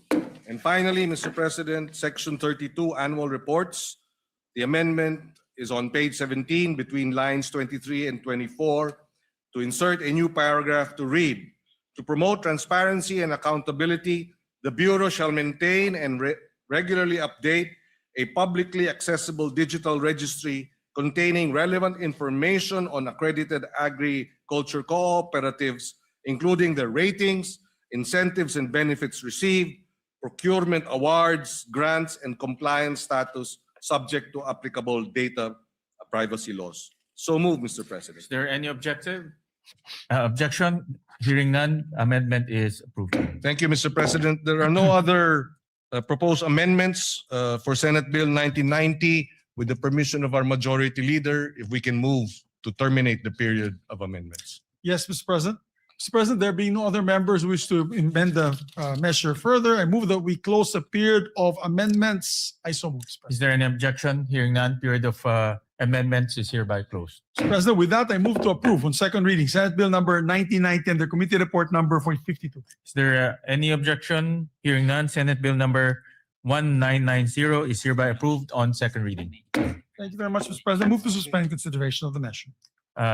Consideration is hereby suspended. Mr. President, we are in receipt of a bicameral conference committee report on the disagreeing provisions of Senate Bill number 1894 and House Bill number 8476 for the amendments to the Universal Access to Quality Tertiary Education Act, which has been filed with the Bills and Index last June 3, 2026, and was ratified by the House of Representatives on the same date. Mr. President, I move that we approve and ratify the said conference committee report on the disagreeing provisions of Senate Bill number 1894 and House Bill number 8476, and the text of the joint explanation be deemed read into the records of the chamber. I so move. Is there any objection? Hearing none, the motion is approved. The conference committee report is approved and ratified. Thank you very much, Mr. President. And Mr. President, yes, Mr. President. May we recognize our distinguished colleague, Senator Joel Villanueva. We recognize the for gentleman his, from Bulacan, manifestation. Senator Joel Villanueva. Yeah, Mr. President, just to give a very short manifestation on the ratification of the BICAM report on enhancing universal access to quality tertiary education. Mr. President, dear colleagues, it is with great privilege that we rise today to express our strong support for the ratification of the Bicameral Conference Committee report on the disagreeing provisions of Senate Bill number 1894 and House Bill number 8476, otherwise known as the Act Enhancing the Universal Access to Quality Tertiary Education.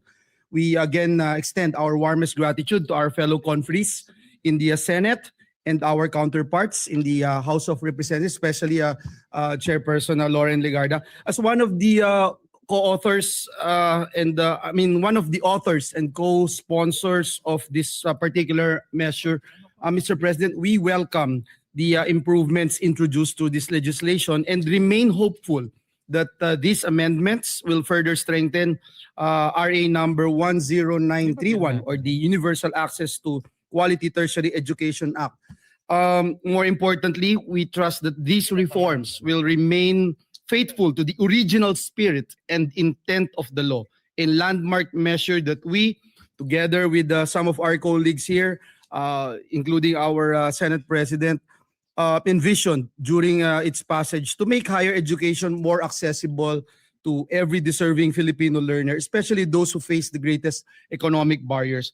This measure responds directly, Mr. President, to that challenge by granting prioritization of eligibility to the tertiary education subsidy for enrolled students from the 4Ps or Pantawid Pamilyang Pilipino program households in recognized higher education institutions and technical vocational institutions. We are helping, Mr. President, ensure that financial hardship does not stand in the way of educational opportunity. So ultimately, Mr. President, this measure advances our collective goal of building a more equitable and inclusive education system. It strengthens the country's commitment to supporting learners, not only in gaining access to tertiary education, but also in successfully completing it and realizing their full potential. Again, Mr. President, for these reasons, we wholeheartedly support the ratification of this BICAM report. Maraming salamat, Ginoong Pangulo. At, Thank you, Senator Joel Villanueva. Thank you very much, sir, Deputy Majority Floor Leader. Thank you, sir. With that, I move to consider Senate Bill number 1991 and the committee report number 53. I so move. Is there objection? Hearing none, the motion is approved. This is an act strengthening the National Agriculture and Fisheries Extension System to accelerate agriculture and fisheries development, Mr. President.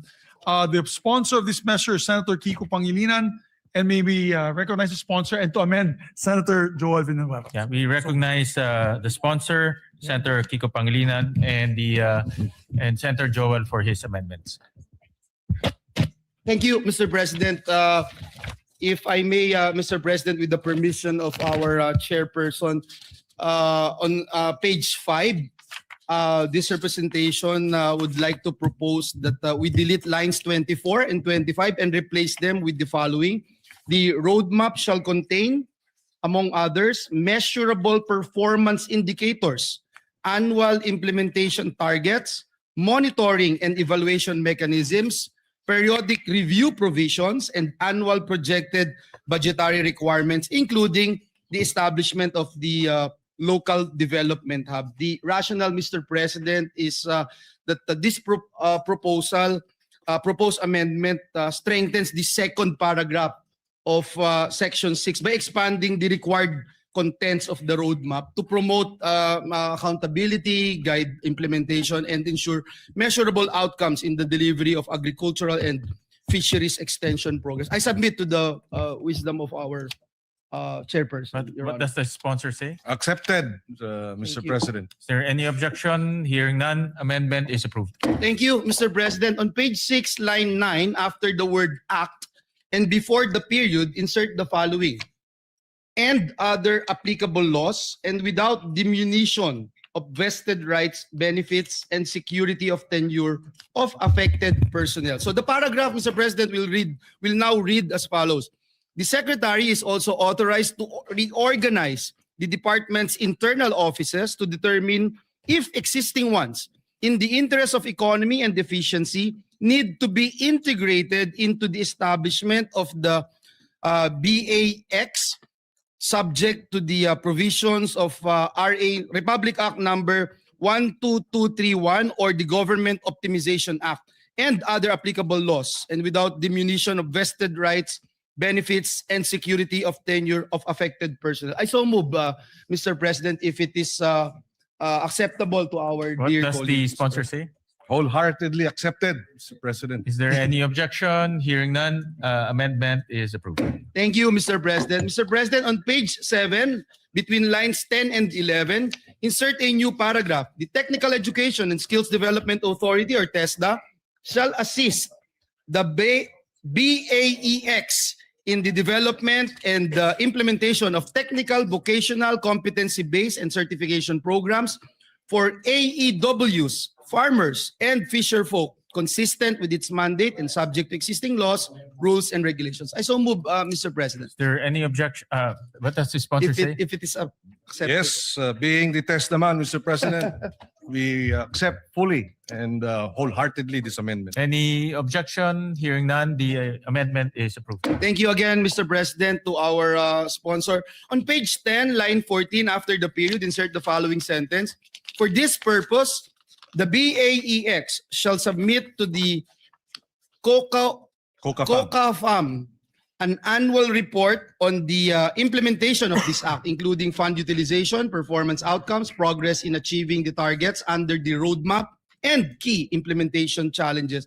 I submit to the wisdom of the chairperson. What does the sponsor say? Accepted, Mr. President. Thank you again, Mr. Any objection? Hearing none, amendment is approved. Mr. President, last but not the least, on page 10, delete lines 15 to 21 and replace them with the following. Section 19, implementing rules and regulations.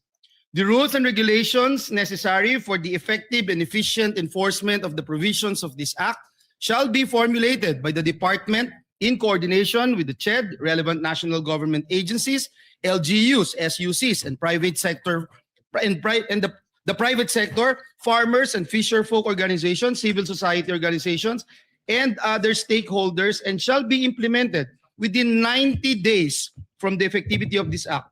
The IRR shall include, among others, the phased implementation of the transition from the ATI to the BAEX, personal transition mechanisms, asset and resource transfer procedures, institutional coordination protocols, qualification standards, and safeguards to ensure the uninterrupted delivery of agricultural and fisheries extension services.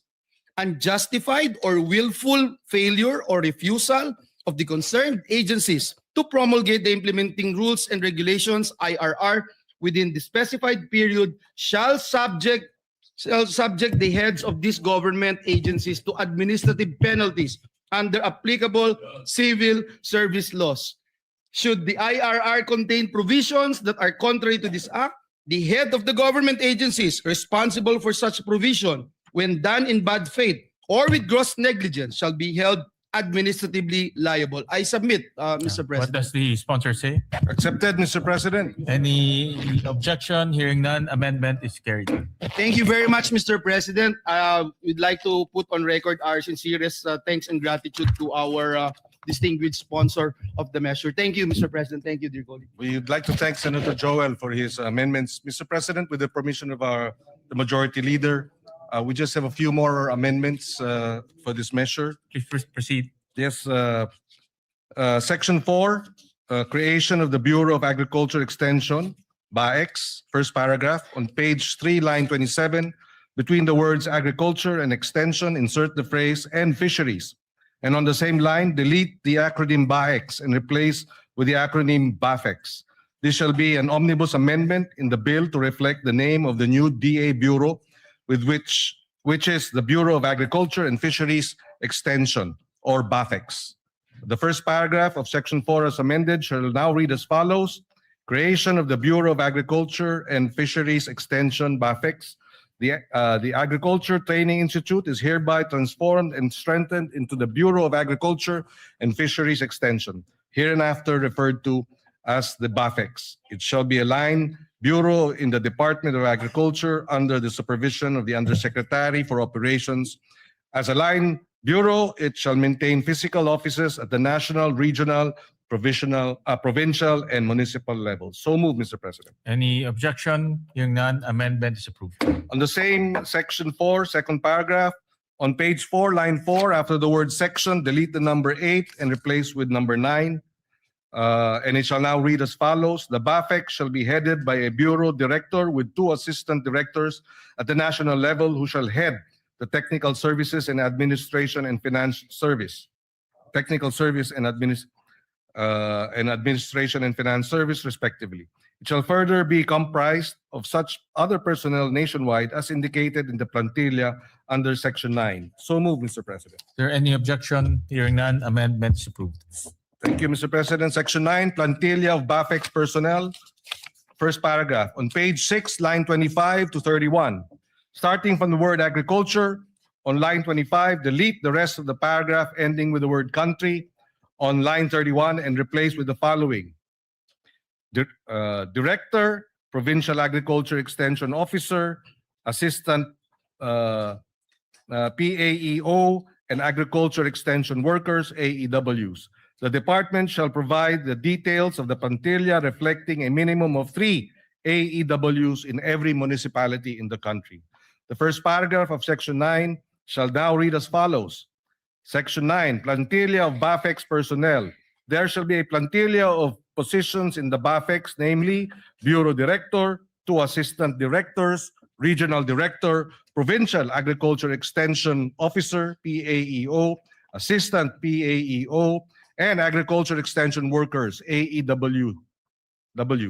The department shall provide the details of the plantilla reflecting a minimum of 3 AEWs in every municipality in the country. So move, Mr. President. Is there any objection? Hearing none, amendment is approved.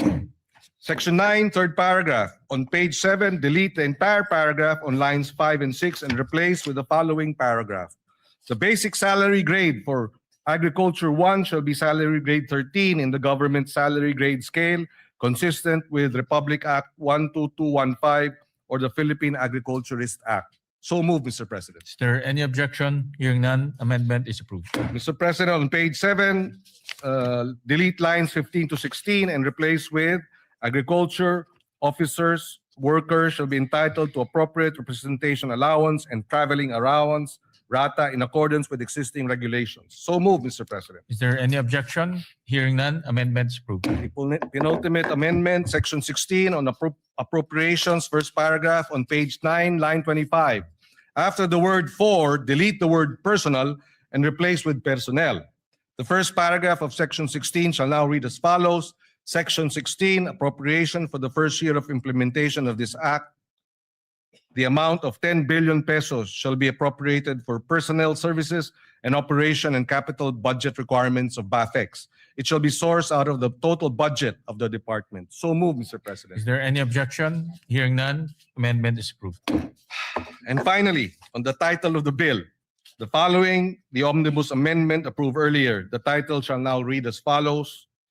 An act strengthening the National Agriculture and Fisheries Extension System to accelerate agriculture and fisheries development, creating the Bureau of Agriculture and Fisheries Extension, BAFEX, and appropriating funds therefore. Subject to style, Mr. President, so moved. Is there any objection? Hearing none, amendment is approved, subject to style. Thank you, Mr. President. There are no other amendments. With the permission of the Majority Leader, I move to terminate the period of amendments. Thank you very much, Mr. President. With that, no other member wishes to make any further amendments. I move to close the period of amendments. Is there any objection? Hearing none, period of amendments hereby closed. Mr. President, I move to approve on second reading Senate Bill number 1991 under Committee Report number 53. Is there any objection? Hearing none, Senate Bill number 1991 is hereby approved on second reading. Thank you, Mr. President. Move to suspend Thank consideration. you, of the Mr. measure. President. Consideration of Senate Bill number 1991 is hereby suspended. And we'd like to congratulate the distinguished colleague for that. Mr. President, I move, finally, we'll take up one more bill and one sponsorship of another bill, and then we can suspend for the CA. And then we'll take up the other bills this afternoon when we come back, Mr. President. Mr. President, I move that we resume consideration of Senate Bill number 1905 under Committee Report number 35. I so move, Mr. Is President. there any objection? Hearing none, motion is approved. This measure, Mr. President, is for all our barangay health workers. We were in the ground during the earthquake, and we saw all the first responders were actually barangay health workers Correct. helping our people. We promised them, Mr. President, we will pass this, and therefore I would like to recognize sponsor Senator Risa Ontiveros for their finalizing our amendments on this measure, Mr. President. By the way, for the record, Mr. President, we passed this already in the last Congress. So it's just a matter of passing this once again in this Congress. Thank you, Mr. President. Majority Leader. We recognize the gentle lady from Panay, Senator Risa Ontiveros. Salamat po, Mr. President. Mr. President, there are no more committee amendments and no colleague has submitted individual amendments for proposal today. So with the indulgence of the body, Mr. President, if the body will kindly allow, and in the light also of what the majority leader has said, na actually round 2 na po ito ng mga barangay health workers sa buong Pilipinas since the previous or 19th Congress.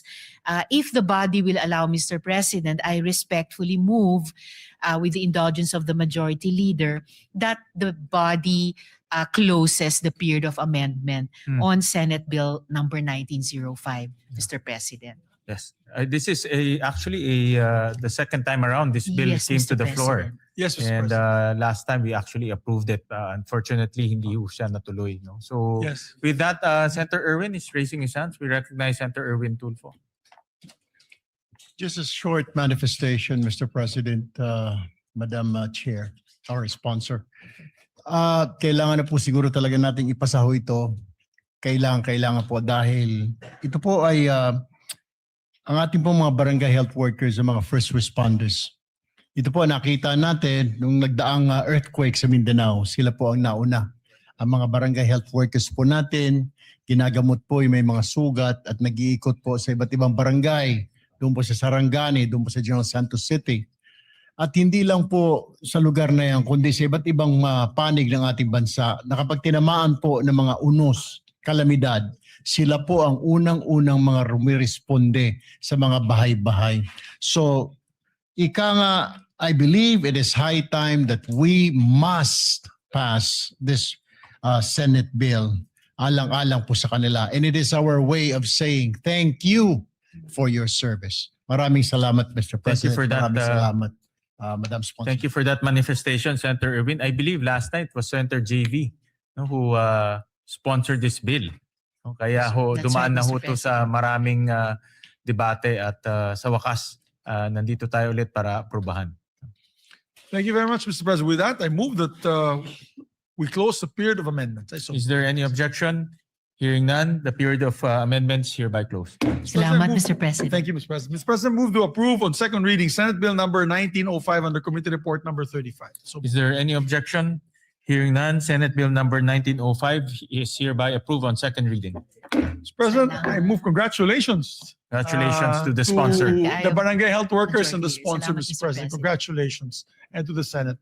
Mr. President, move to suspend consideration of the Senate. The consideration of the aforementioned bill is hereby suspended. Mr. President, I move that we proceed to reference of business, short reference of business. The Senate Secretary is directed to read the reference of business. Reference to business, message from the House of Representatives, letter from the House informing the Senate that on 3 June 2026, it passed the following House bills in which it requests the concurrence of the Senate. House number A389, an act prohibiting political dynasties in national and local elective offices. Referred to the Committee on Electoral Reforms and People's Participation and Constitutional Amendments and Revision of Codes. House number 9466, an act converting the National Feeding Program into a National Nutrition Program by expanding its scope and coverage and enhancing its support mechanisms, appropriating funds therefore, amending RA 11037 or the Masustansyang Pagkain para sa Batang Pilipino Act. Referred to the Committees on Basic Education, Agriculture, Food and Agrarian Reform, Ways and Means, and Finance. Committee Report 71, jointly by the Committees on Basic Education, Agriculture, Food and Agrarian Reform, and Finance on Senate number 2272, with Senators Tulfo R, Pangilinan, Marcos, Estrada, Villanueva, Lapid, Villar M, Aquino, Ejercito Tulfo E, and Villar C as authors. An act strengthening and expanding the National Nutrition Program, amending for the purpose Republic Act Number 11037, otherwise known as the Masustansyang Pagkain para sa Batang Pilipino Act, appropriating funds therefore, recommending approval in substitution of Senate Numbers 87, 219, 431, 902, 1145, 1192, 1207, 1312, 1375, 1471, and 1767. Sponsor, Senator Aquino. To the calendar for ordinary business. Majority Leader. Oo nga. Pwede rin na.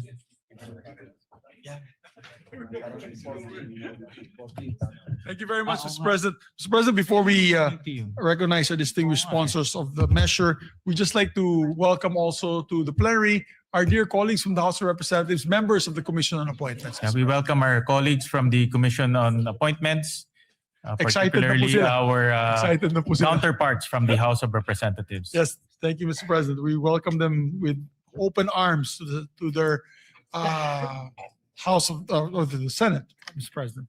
Mr. President, I move that we transfer to the calendar ordinary business special orders, Senate Bill number, it's not in my list, 2272. 2272, Mr. President. I so move. Is there any objection? Hearing none, the motion is approved. Mr. President, I move that we consider Senate Bill number 2272 and ask the Secretary to read the title of the measure. Is there any objection? Hearing none, the motion is approved. Consideration of Senate Bill number 2272 is in order. Under Committee Report number 71, Mr. President. Under Committee Report 71, the Secretary is directed to read only the title of the bill without prejudice to inserting into the records the whole text thereof. An act strengthening, expanding the National Nutrition Program, amending for the purpose Republic Act Number 11037, otherwise known as the Masustansyang Pagkain para sa Batang Pilipino Act, appropriating funds therefore. Mr. President, we recognize the sponsor, Senator Bam Aquino, to sponsor the We measure. recognize the gentleman from Tarlac, Senator Bam Aquino. Mr. President, mga kasama, magandang araw po sa ating lahat. The Committee on Basic Education is pleased to present Senate Bill number 2272 under Committee Report number 71, which seeks to amend Republic Act 11037 or the Masustansyang Pagkain parang sa Batang Pilipino Act.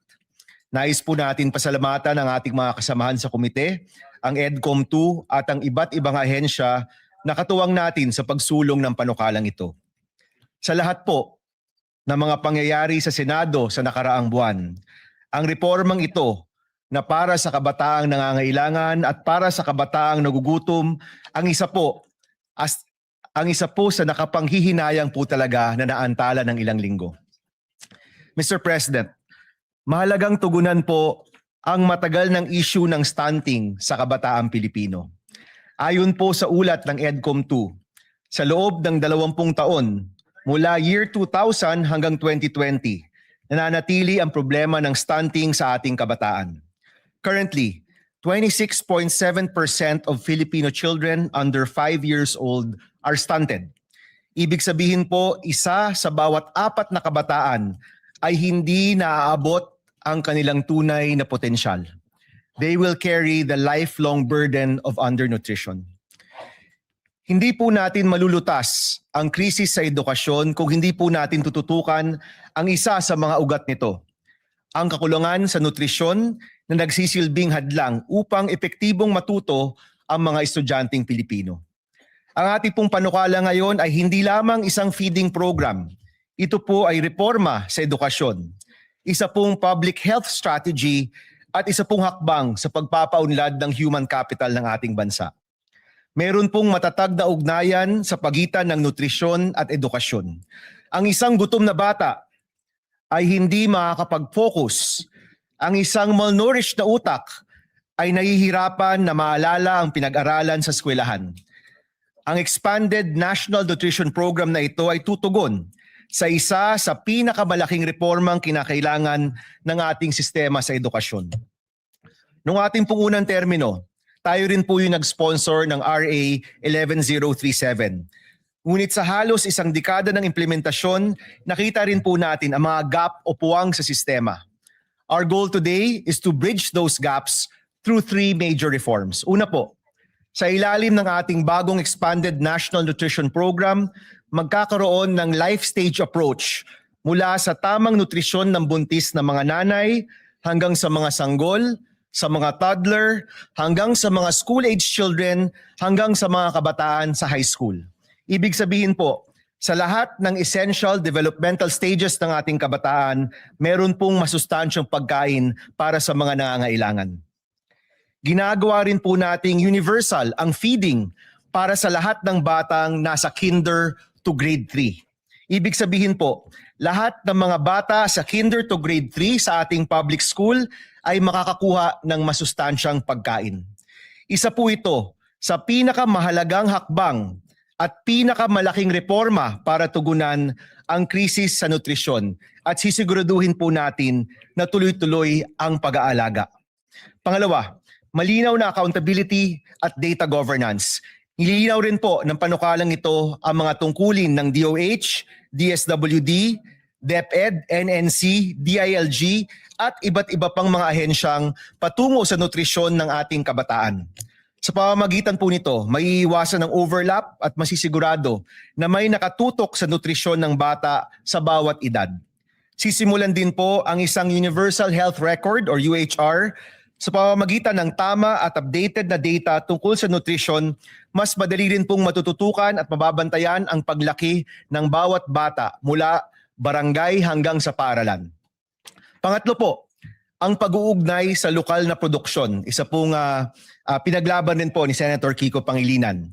Ang pagtugon sa malnutrition ay tugon din po sa kahirapan ng ating mga magsasaka at mangingisda, ang ating food producers. Bibigyan natin ng prioridad ang freshly prepared hot meals at local procurement. Sa pamamagitan po ng diretsong pagbili sa mga lokal na magsasaka at mangingisda, sisiguro rin po natin ang kanilang kabuhayan. Kaya po yung budget para sa nutrition ay pwede rin pong magsilbing budget para sa ating lokal na agrikultura.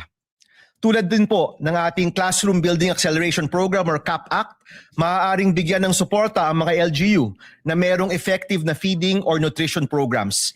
Sila po'y maaaring magkaroon ng bahagi ng pambansang pondo upang maipatupad ang mga nutrition program nila sa kanilang sariling lugar. Mga President, Mr. President, mga kasama, ang nutrition po ay isang long-term investment para sa ating human capital at ekonomiya. Ang mga batang malusog ay mas may pagkakataong magtagumpay sa paaralan, maging produktibong bahagi ng ating workforce at makapag-ambag sa pag-unlad ng ating bansa. Nagbibigay din ang batas na ito ng karagdagang suporta para sa mga vulnerable sectors tulad ng indigenous learners, mga nasa GAIDA or geographically isolated and disadvantaged areas, mga batang may kapansanan at mga buntis na mag-aaral. Gaya po ng iba nating mga reforma sa edukasyon, inaasahan ko po ang inyong suporta upang masiguro na wala ng batang Pilipino ang uuwi na gutom o mahihirapang mag-aral dahil sa kubukulong sikmura. Simulan po natin ang pag-unlad ng ating bansa sa pinakapundasyon, isang batang Pilipinong busog, malusog, at handang matuto. Maraming salamat, Mr. President, mga kasama. Magandang araw po sa inyong lahat. Maraming salamat, Senator Bam, at maraming salamat at meron tayong ganitong batas para pumalutas po natin ang malnutrition sa ating bansa. At maraming salamat at binibigyan mo ng importansya ang kalusugan ng ating mga mag-aaral. Thank you, Mr. President. One of our principal authors and sponsors would like to also sponsor. We recognize distinguished colleague Senator Joel Villanueva. Yeah, we recognize Senator Joel Villanueva. Thank you very much, Mr. President, distinguished Majority Leader. Ginoong Pangulo, distinguished colleagues, it is an honor to co-sponsor Senate Bill number 2272 or the Expanded National Nutrition Program Act, strengthening and expanding Republic Act number 11037 or the Masustansyang Pagkain para sa Batang Pilipino Act.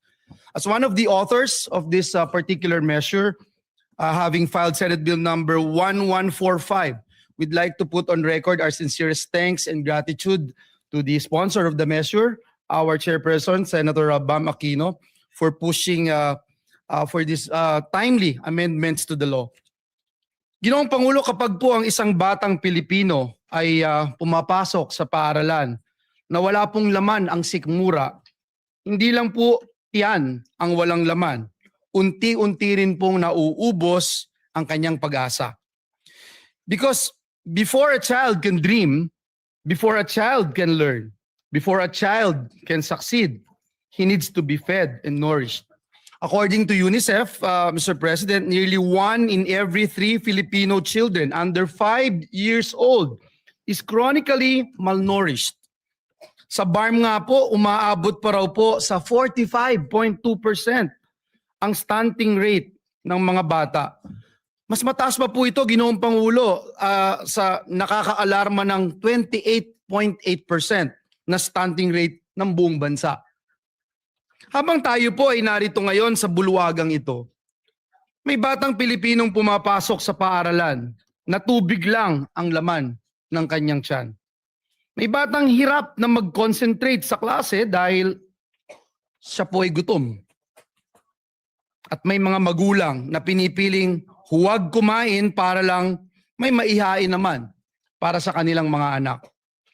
Mr. President, the 2022 PISA results also showed that more than 1/3 Filipino students reported not eating at least once a week because of financial hardship. Hindi po simpleng statistics ito, Ginoong Pangulo. Mukha po ito o mukha po iyan ng batang nahihilo sa classroom. Mukha po yan ng batang unti-unting na pag-iiwanan. Hence, Mr. President, we fully support this measure which recognizes that hunger is not really a food problem. It is an education problem. It is a health problem. It is a poverty problem.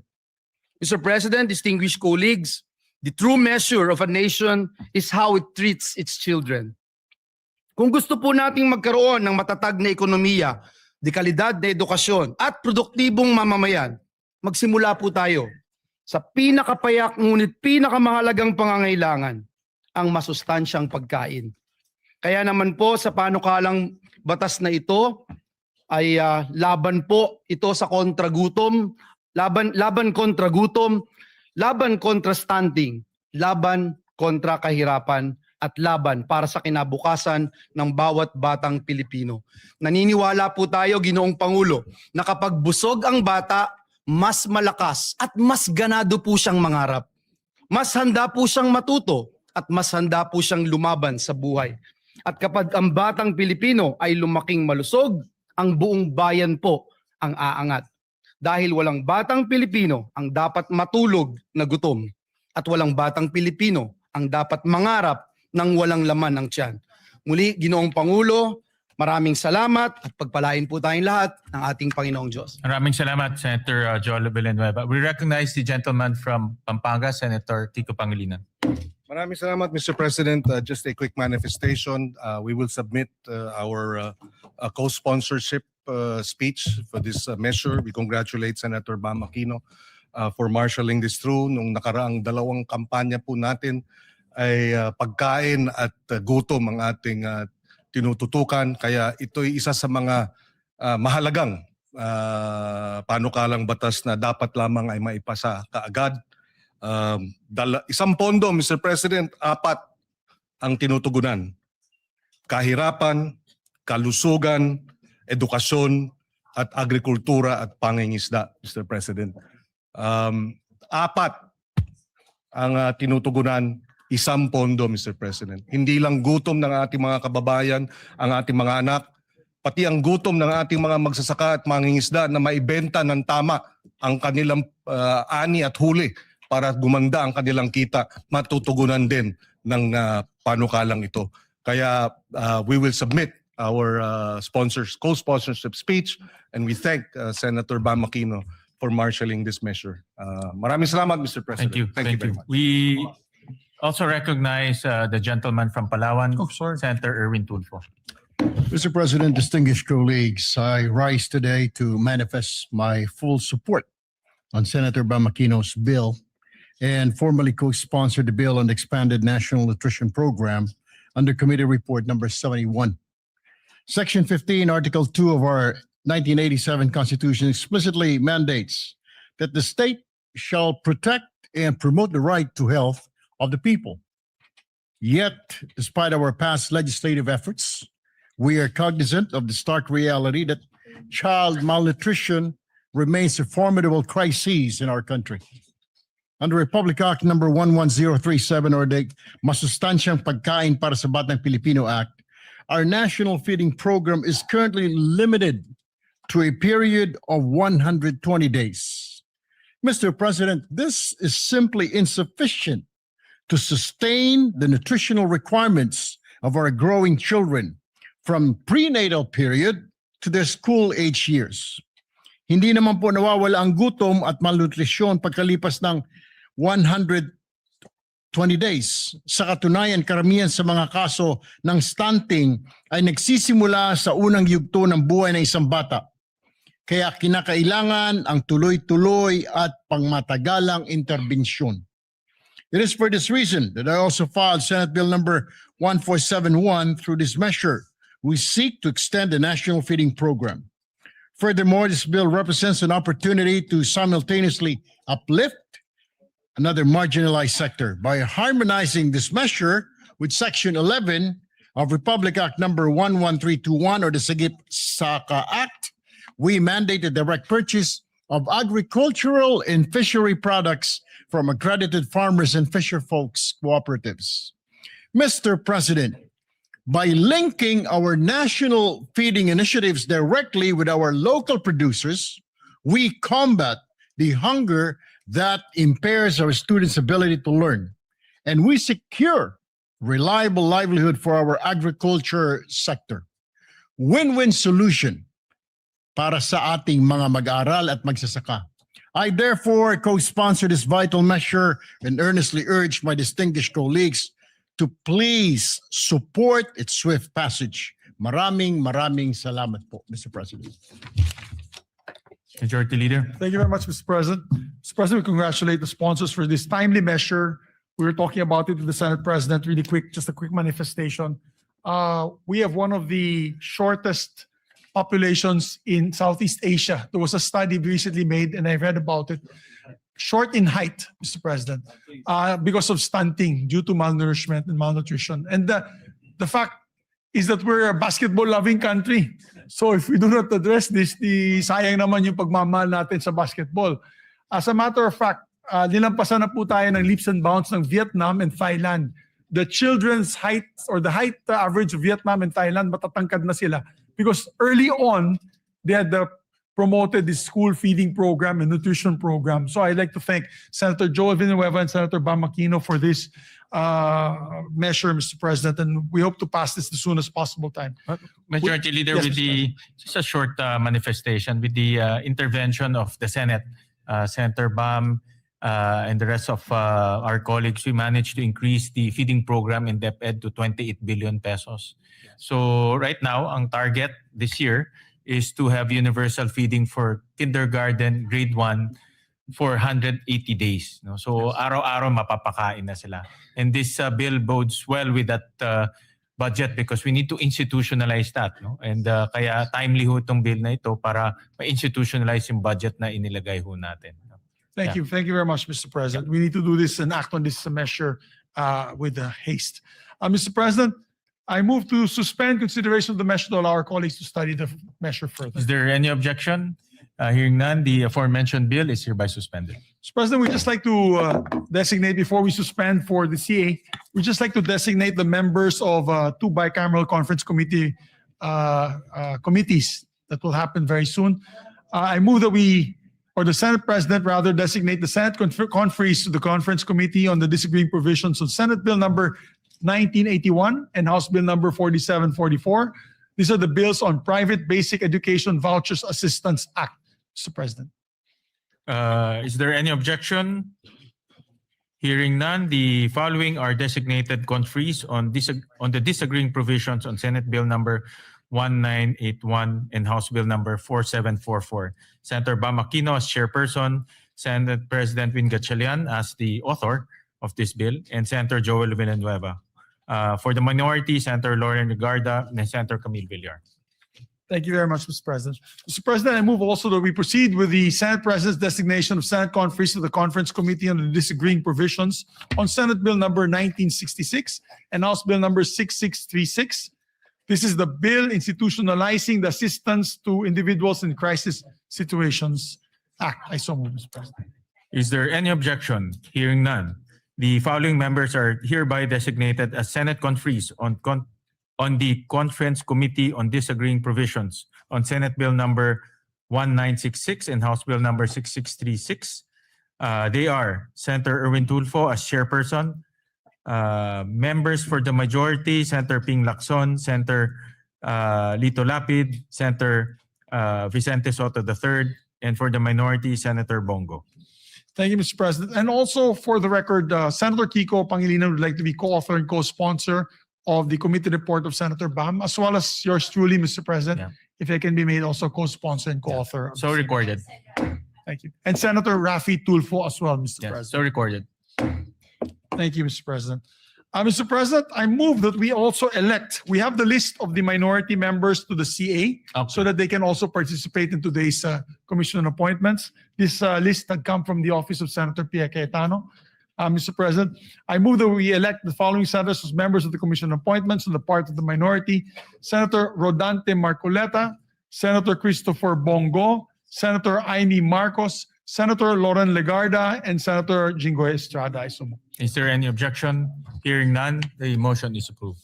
And also, Mr. President, pursuant to Article 6, Section 17 of the 1987 Constitution, I move to elect the following members to the Senate Electoral Tribunal on the part of the minority: Senators Pia Cayetano and Senator Robin Hood Padilla. I so Is move. there any objection? Hearing none, motion is approved. With that, Mr. President, I move to suspend session until 3 o'clock in the afternoon to allow us to have our Commission on Appointments hearings this afternoon, Mr. President. I so move. Session is suspended.